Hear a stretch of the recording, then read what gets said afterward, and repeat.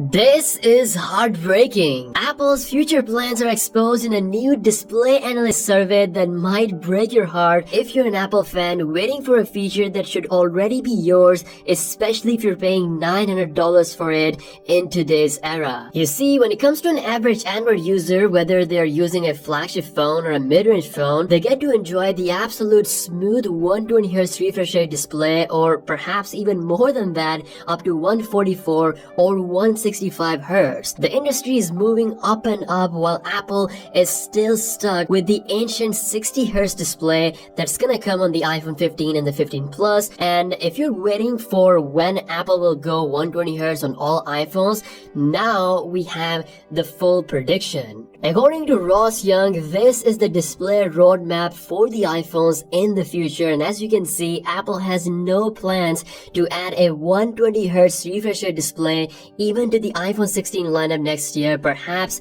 this will happen with the iPhone 17 in 2025. This is kind of heartbreaking because a lot of Apple fans that can't afford to buy a Pro iPhone, they're paying quite a bit of high money for the non-Pro iPhones while still getting a 60Hz refresh rate display even in 2023 and soon in 2024, until we see Apple finally ditching this in 2025. Now, if you're only interested in the Pro iPhones, then it is exciting to know that by iPhone 17, Apple will implement a proper under-display Face ID system, so we're gonna get an even minimal design up front on the display. Plus, we can see a full-screen iPhone with the under-screen Face ID and camera by 2027. Let me know what you think about this 60Hz continuation in the comment section below. Also in the news, the iPhone 15 Pro might not have the biggest design change since the original iPhone because Apple apparently got into some issues with this new buttonless solid-state design. Yes, according to one of the most trusted Apple leaksters on the planet, Ming-Chi Kuo, he says Apple might actually cancel the iPhone 15 Pro's solid-state design